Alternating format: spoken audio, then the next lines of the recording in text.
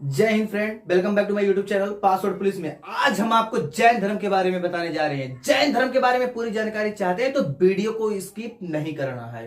क्या है जैन धर्म? जैन धर्म के बारे में पूरा फैक्ट मैं आपको बताऊंगा। अगर आप एक हिंदू हो या मुस्लिम हो या सिख हो या ईसाई हो या बौद्धिस्ट हो तो यार जैन धर्म के बारे में भी जानिए, क्या क्वालिटी होती है जानना पड़ेगा, क्योंकि कंपटीशन में ये क्वेश्चन आते हैं। अगर आप कंपटीशन की तैयारी करते हैं तो भी जानिए, अगर आप एक नॉर्मल इंसान है तो भी जानिए जैन धर्म के बारे में। लास्ट में जैन धर्म के बारे में एक ऐसा टॉपिक बताएंगे जिसे सुनने के बाद आप कहेंगे वाह क्या बात है। तो चलिए बिना किसी देरी के शुरू करते हैं। जैन धर्म का ये फर्स्ट पार्ट है और इतिहास का मेरा ये चौथा पार्ट है। अगर जैन धर्म के बारे में और जानकारी चाहिए तो पार्ट 2 बनाऊंगा मैं, वहां पे देख लेना।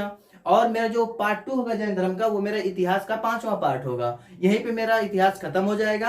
आप डिमांड करेंगे कि भूगोल पे बनाए, कि नागरिक शास्त्र पे बनाए, कि इतिहास पे बनाए, कि अर्थशास्त्र पे बनाए, वो कमेंट के ऊपर डिसाइड होगा कि किस टॉपिक पर अगला वीडियो बनेगा। ठीक है ना? तो चलिए बिना किसी देरी के शुरू करते हैं जैन धर्म के बारे में।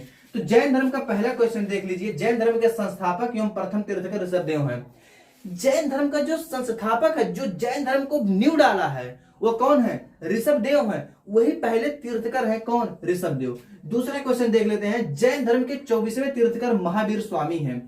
इन्हीं के तहत हम जैन धर्म के बारे में अच्छे से नॉलेज ले रहे हैं।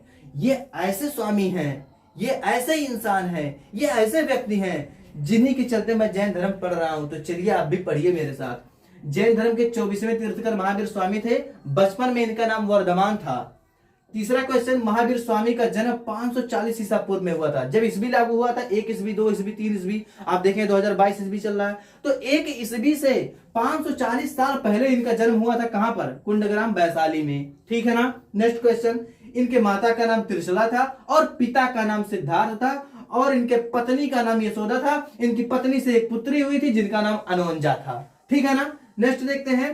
देखिए ये जो 30 लिखा है, 30 वर्ष की अवस्था में अपने बड़े भाई नंदीवर्धन की आज्ञा लेकर संन्यास ग्रहण कर लिए थे। क्यों? क्योंकि 30 साल की उम्र तक इनके माता पिता की मृत्यु हो गई थी, इसलिए इन्होंने अपने माता पिता से क्या आज्ञा नहीं ले पाए। और जब इन्होंने संन्यास स्वीकारा तो 30 वर्ष के थे और इनके माता और पिता नहीं थे। इस केस में अपने बड़े भाई नंदीवर्धन से आज्ञा लेकर संन्यास जीवन को स्वीकार लिए थे। चलिए अच्छा किया संन्यास को जीवन को स्वीकारे, क्योंकि यहीं से इन्हें विजेता कहा गया। यहीं से इन्हें क्या कहा गया? विजेता कहा गया, पूजनीय कहा गया, बंधनहीन कहा गया। ठीक है ना? अगर ये संन्यास नहीं लेते तो बंधनहीन नहीं होते। ठीक है ना? टॉपिक को समझिए। 30 वर्ष की अवस्था में अपने बड़े भाई नंदीवर्धन की आज्ञा लेकर संन्यास ग्रहण कर लिए। अगला टॉपिक मैंने क्या बताया? 12 वर्ष की कठिन तपस्या के बाद, 12 वर्षों तक इन्होंने क्या किया? कठिन तपस्या किया। अब 12 वर्षों की कठिन तपस्या के बाद महावीर को जरंभिक के निकट ऋजुपालिका नदी के तट पर साल वृक्ष के नीचे तपस्या करते हुए संपूर्ण ज्ञान प्राप्त हुआ।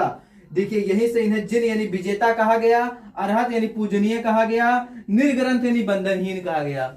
यहाँ पे ये टॉपिक समझने वाली है कि 12 वर्षों तक संन्यास जीवन ग्रहण किए, अपने घर से बाहर थे, तब उन्हें क्या कहा गया? विजेता कहा गया, पूजनीय कहा गया, बंधनहीन कहा गया। पकड़िए, कुछ प्रॉब्लम इसमें आ रहा तो समझिए।